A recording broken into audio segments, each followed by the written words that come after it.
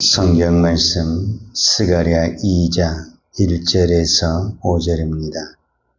내가 또 눈을 들어 본즉 한 사람이 측량줄을 그의 손에 잡았기로 내가 어디로 가느냐 물은즉 그가 내게 대답하되 예루살렘을 측량하여 그 너비와 길이를 보고자 하노라 하고 말할 때에 내게 말하는 천사가 나가고 다른 천사가 나와서 그를 맞으며 이르되 너는 달려가서 그 소년에게 말하여 이르기를 예루살렘은 그 가운데 사람과 가축이 많으므로 성곽 없는 성읍이 될 것이라 하라. 여호와의 말씀에 내가 불로 둘러싼 성곽이 되며 그 가운데서 영광이 되리라. 아멘. 오늘 스가랴 2장에서 천사가 내려왔는데 무엇을 손에 들고 있냐 보니까 2장 1절에 보니까 내가 또 눈을 들어 본즉 한 사람이 그랬는데 여기는 천사를 의미하는 거예요. 측량줄을 그의 손에 잡았다 이렇게 표현을 했잖아요. 측량줄이라는 것은 우리가 건축을 할 때 이렇게 길이나 높이나 이걸 하는 것, 그러니까 건축용 어떤 그 자재라고 볼 수가 있는데 이거를 측량하는 겁니다. 측량을 한다라는 것은 무슨 의미를 가지고 있냐면 내가 여기다 건축을 하겠다라는 의미를 가지고 있는 겁니다. 그러면 아무 땅에다 측량 안 하는 거잖아요. 내가 건축을 하고 싶은 그 자리를 측량을 하는 거죠. 그런데 2절에 보니까 내가 어디로 가느냐 물은즉 그가 내게 대답하되 예루살렘을 측량하여 그 너비와 길이를 보고자 하노라 그랬어요. 그러니까 넓이, 길이를 측량한다는데 그 지역이 어디냐 그러니까 예루살렘이라는 거예요. 그런데 문제가 뭐냐면 이미 예루살렘은 건물이 지어져 있는 거예요. 건물이 지어져 있는데 측량을 한다. 그 말은 오늘 우리로 말하자면 어떤 단어가 해당이 되냐면 재건축에 해당이 되는 거예요. 건물이 하나도 없는데 측량을 한다. 그러면 이거는 새로운 건물을 짓는 거죠. 그런데 이미 건물이 있는데 측량을 한다. 그거는 재건축을 한다라는 거예요. 여러분, 재건축을 한다. 이제 측량을 해서 재건축을 딱 시작하잖아요. 그럼 가장 먼저 한 건 무엇인 줄 압니까? 재건축을 하려면 있던 건물을 부셔야 되는 거예요.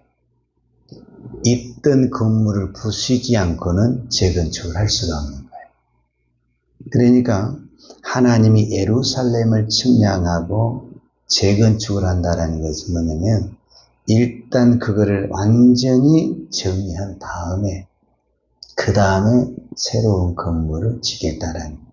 자, 이거는 눈에 보이는 성전이 해당이 되는 것이지만 오늘 우리가 이 말씀을 영적으로 받았을 때 하나님은 오늘 저와 여러분을 영적인 재건축을 하기를 원하십니다. 신학의 용어로 말하면 거듭난다 이렇게 표현합니다. 거듭난다. 그러려면은 반드시 전제 조건이 뭐냐? 신학에서는 내가 죽어야 된다 이렇게 이야기하고 오늘 성경에서는 완전히 내가 무너져야 된다. 내가 무너지는 상태에서 성령이 내 안에 새로운 건축을 짓게 된다. 근데 내가 안 무너지는 거예요. 나는 죽어도 무너질 수 없습니다. 난 죽어도 죽을 수가 없습니다. 그러니까 건축이 안 되는 거예요. 리모델링도 안 되고 재건축이 안 되는 거예요. 그러니까 우리가 신앙생활을 오래 했는데 그냥 그대로 재건축이 안 된 상태로 그대로 신앙생활을 하는 거예요. 그러니까 내가 그대로 살아있는 그런 모습들. 내가 죽어야 되고 내가 무너져야만이 하나님의 새로운 건축이 시작이 되는 것입니다. 그리고 이제 하나님의 건축이 시작하면 그때부터 하나님이 무엇을 하냐? 복을 주십니다. 그 복이 뭐냐? 4절에 이렇게 나와 있어요. 이르되 너는 달려가서 그 소년에게 말하여 이르기를 예루살렘은 그 가운데 사람과 가축이 많으므로 성곽 없는 성이 될 것이라 하라. 여러분, 원래 이 성곽이라는 것은 어떤 뜻이냐면은, 이제 우리는 남한산성이 있으니까 너무너무 이해하기가 쉽죠. 모든 성에는 성곽이 있습니다. 그거를 우리 순수한 한국말로 번역하면 벽입니다, 벽. 남한산성 올라가 보셨죠? 여기가 성곽입니다 하고 쫙 보면은 그게 뭡니다? 다 벽이라니까, 벽. 그래서 성곽이란 말은 벽이란 거예요, 벽이란. 그런데 이 벽은 언제 필요하냐면은 그 성 안에 있는 사람이나 짐승을 보호하기 위해서 성곽이 필요한 것입니다. 그래서 옛날에 수많은 왕들이 그 높은 성을 산 것은 뭐냐면 그 성에 있는 사람, 백성이나 짐승이나 양떼, 즉 양식을 보호하기 위해서 성곽을 쌓은 겁니다. 그런데 오늘 성경에 보니까 너무 사람이 많아가지고 성곽이 필요가 없어졌다라는 거죠. 근데 5절에 보면은 여호와의 말씀에 내가 불로 둘러싼 성곽이 되며 그 가운데서 영광이 되리라 이렇게 말씀하셨어요. 그러면은 이건 위험한 거거든요. 물론 축복을 받아서 성곽까지 이제 넘쳤다라는 거잖아요. 쉽게 말하면 성벽에 넘어서까지 막 발달이 되고 부흥을 했다라는 거예요. 그 대표적인 나라가 우리나라예요. 우리나라 서대문, 동대문이 어디가 있습니까? 저 안쪽에 있잖아요. 그러니까 옛날에 그 도시는 서대문, 동대문 안에 있는 도시를 서울이라 이렇게 표현을 했잖아요.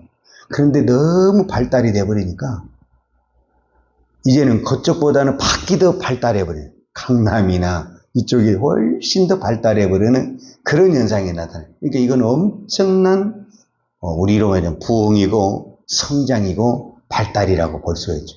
그렇다고 해서 성곽이 필요하지 않냐? 필요하죠. 왜냐하면 이거를 지켜야 되니까. 그래서 하나님이 내가 불로 성곽이 되겠다. 이제 이 불로 성곽이 되겠다는 말을 우리는 어떻게 이해를 해야 되냐면 물이 성곽이 되냐, 자 물이 벽이 될 수 있느냐 없느냐 됩니다. 어떻게 되느냐? 출애굽기 14장에 보면 이스라엘 백성들이 홍해 바다를 건넙니다.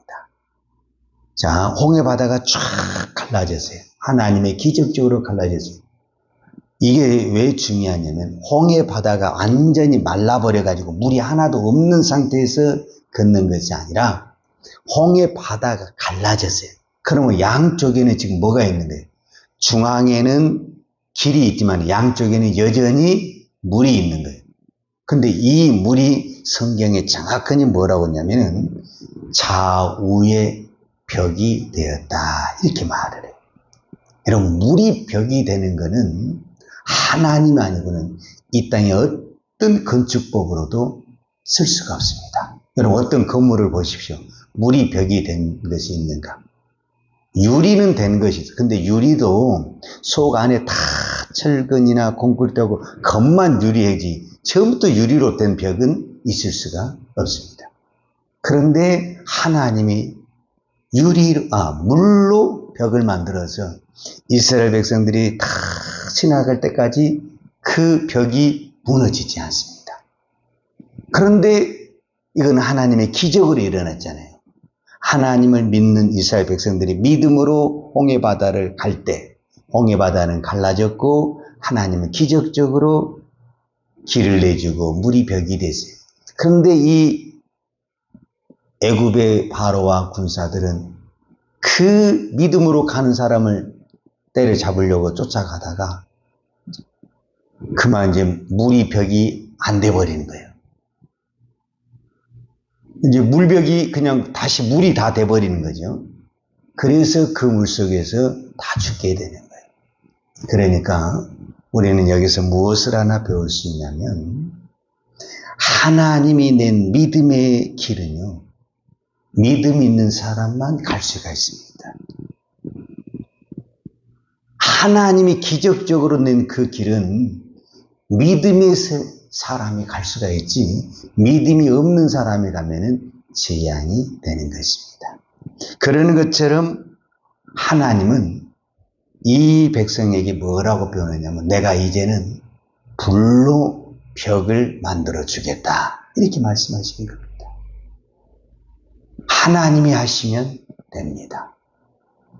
자, 실제적으로 우리가 또 출애굽기에 보면 이런 얘기 있어요. 우리가 잘 아는 대로 이스라엘 백성들이 광야 40년을 갈 때 그 백성이 그 더위와 추위에서 어떻게 살아났냐? 하나님이 낮에는 구름 기둥으로, 저녁에는 불 기둥으로. 이것도 하나의 벽이거든요. 햇볕을 차단하는 벽. 그러잖아요. 그러니까 오늘 우리로 말하자면은 옥상이 없는데 옥상을 만들어주는 어떤 그런 개념이죠. 불로, 구름으로 만들어준 거잖아요, 사실은. 그러니까 태양이 빛이 탁 쬐도 구름이 딱 이렇게 막아주니까 어떤 부분은 벽이 된 거죠, 벽이. 그러니까 광야에 나무 하나 없고 아무것도 없는데 밑에는 뭐가 되는 거예요? 그늘이 될 수 있는 거죠. 벽이 있으니까. 이 구름이라는, 불이라는 이 벽이 있으니까 그늘이 되어서 살 수 있게끔 만들어졌다라는 거죠. 오늘 성경에 하나님이 이스라엘 백성을 향해서 뭐냐면, 내가 예루살렘의 불벽이 되겠다, 이렇게 말씀하십니다. 물벽이나 불벽이나 어떤 부분에서는 우리 인간의 눈으로는 안 보입니다. 저는 하나님이 바람을 가지고 벽을 못 만들겠습니까? 이 세상에 어떤 것을 가지고 못 하시겠습니까? 지금도 하나님은 하나님의 백성들을 눈동자처럼 지키시고 보호하시고, 오늘 성경에 표현하자면 우리의 성곽이 되어주시고 우리의 벽이 되어주시고 우리의 보호자가 되어주실 줄로 믿습니다. 문제는 내가 오늘 성경에 표현한 것처럼 측량줄로 다시 재건축이 돼야 되는 것처럼 내가 거듭나서 하나님의 사람으로 가야 되는 거죠. 즉 하나님이 물벽이 되어주고 그 다음에 불기둥이 되어줄 때는 반드시 거기는 뭘로만 가야 되냐면은 믿음으로만 가야 됩니다. 근데 거기 가면서 불평을 해버린다든지 아니면은 거기 가면서도 나는 세상이 애굽을 상대했을 때 나는 애굽으로 가야 된다, 나는 세상으로 가고 싶다, 이렇게 한 사람은 그 안에서 살아나지를 못합니다. 그리고 가나안 땅에도 들어가지도 못합니다. 그러니까 하나님의 보호 안에 들어가려면 전제 조건이 뭐냐? 오늘 우리로 하자면 거듭나야 되고, 우리의 심령이 재건축이 돼야 되고, 또 우리가 성령으로 변화돼서 우리의 자아가 죽어야 되는 어떤 그런 현상이라고 볼 수 있죠. 그런데 우리는 나는 여전히 살아있고 하나님만 나한테 물벽이 돼달라는 거예요. 하나님은 다, 나는 가만히 있고 하나님이 다 해달라는 거예요. 이거는 아니잖아요. 오늘 우리가 하나님의 기적의 그 자리를 가려면 기적은 반드시 무엇과 연관이 되냐면 믿음하고 연관이 돼요. 오늘 저와 여러분이 믿어야 됩니다. 하나님을 진짜 믿어야 돼요. 벽이 안 보이지만 이 벽이 있다 믿어야 됩니다. 앞에 장애물이 있지만 하나님이 가라고 했으니까 간다, 이 믿음이 있어야 됩니다. 이 믿음이 있을 때 하나님은 보이지 않게 우리를 보호하시고 우리를 인도해 주시고 우리를 지켜주실 줄로 믿습니다. 기도하겠습니다. 거룩하신 아버지 하나님 감사합니다.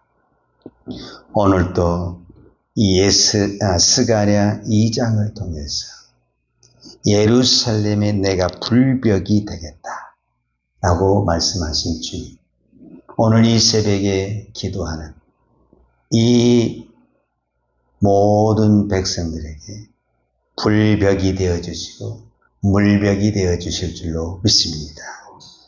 하나님께서 이 나라의 민족을 사랑해 주시고 축복해 주셔서 우리가 정치나 경제나 사회로 보면 어디 하나 바른 것이 없고 다 부패하고 어둠이 많이 있지만 그래도 하나님은 이 민족을 긍휼히 여겨주시고 불쌍히 여겨주시고 은혜를 베풀어 주신 것은 오늘 또 이 새벽을 깨우며 전국 방방곡곡에서 이 민족을 놓고 기도하는 기도의 종들의 그 기도를 들으시고 은혜와 긍휼을 베풀어 주신 줄로 믿습니다. 주여, 이 민족을 불쌍히 여겨주시고 오늘도 이 새벽을 깨우며 정말 통곡하며 우리의 잘못을 알고 회개하며 기도하는 종들의 기도를 들어주시고 이 민족을 긍휼히 여겨 주옵소서.